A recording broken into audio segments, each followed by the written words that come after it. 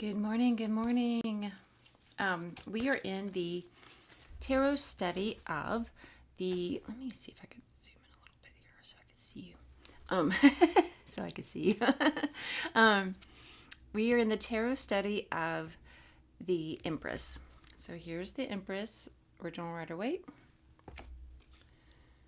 Golden Art Nouveau, Star Tarot, Wildwood Tarot, Light Seers Tarot, Wandering Star Tarot, and the Tarot of the Divine, Mystical Moments Tarot, and the Good Tarot. If you have any questions about these cards or the decks that they come from, anything like that, just let me know. This is the book we're going to read from, Tarot and Astrology by Corrine Kenner. This is one of those books that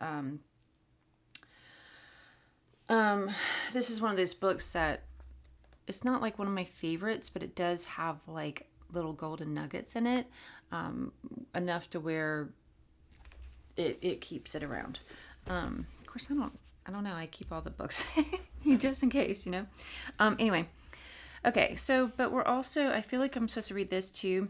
On the page opposite of the Empress it talks about,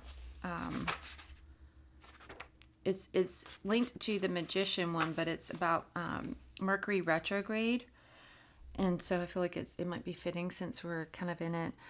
Mercury, like the Magician, was also the trickster god. To this day, 3 or 4 times a year, Mercury plays a trick on our senses. As Earth passes Mercury in its orbit around the sun, the small messenger planet seems to travel backward through the stars. Its optical illusion, just as a car passed on the highway, seems to go backwards as you pull ahead of it. When Mercury is retrograde, double-check details, cross your T's and dot your I's, because the trickster energy can wreak havoc on the communications. Check and recheck your work. Back up important files. Other planets go retrograde too, but none seem to have the same upsetting effect on our daily lives. That's because Mercury rules the stuff of everyday life. Messages, errands, appointments, neighborhood jaunts, and family connections. In many ways, retrograde planets are like reversals in a tarot card reading.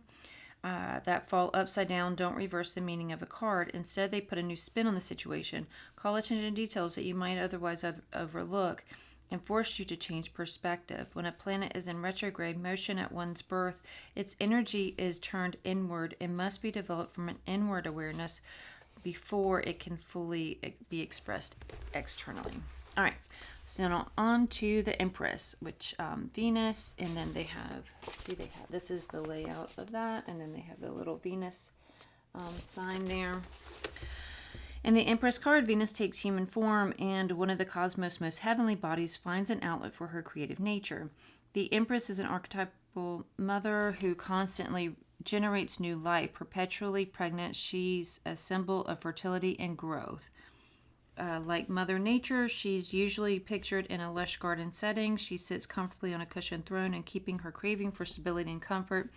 And she wears a crown of 12 stars, one for every month of the year and every sign of the zodiac.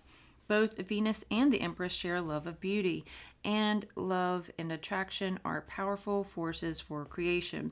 In ancient Rome, Venus was the goddess of beauty, love, and attraction. In Greece, she was known as Aphrodite. The Empress, of course, is married. She's a loving partner to the Emperor. In an astrological... Isn't that an assumption, though? Isn't it an assumption that she's pregnant? Is it an assumption that she's married? Just because she's an Empress, does it mean that she's married to the Emperor? Why can't you be an Empress on your own? Okay, anyway. She is generous to a fault. Like Jupiter, she's a benefactor. Ancient astrologers called her the lesser benefic. That's usually a good thing, but not always, especially if she overindulges her children and they grow spoiled. Venus rules pleasure and enjoyment as well as love and beauty and the arts. She is sensual and romantic, gracious and kind, gentle and sympathetic.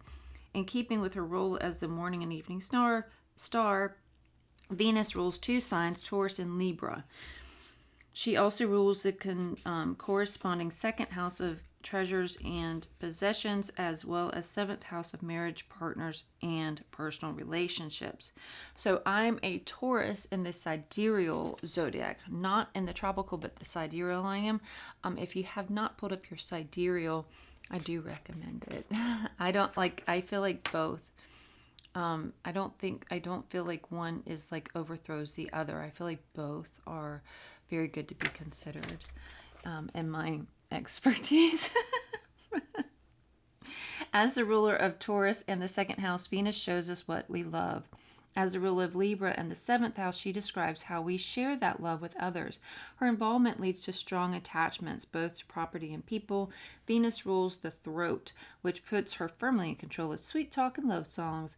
As the planet of pleasure and consumption, Venus is also associated with blood sugar levels and venereal disease. The Empress card corresponds to the element of earth. Amen. So it is. We are done. Done. Here we go. Thank you so. All right. I hope you guys have an amazing day. Take a rest day.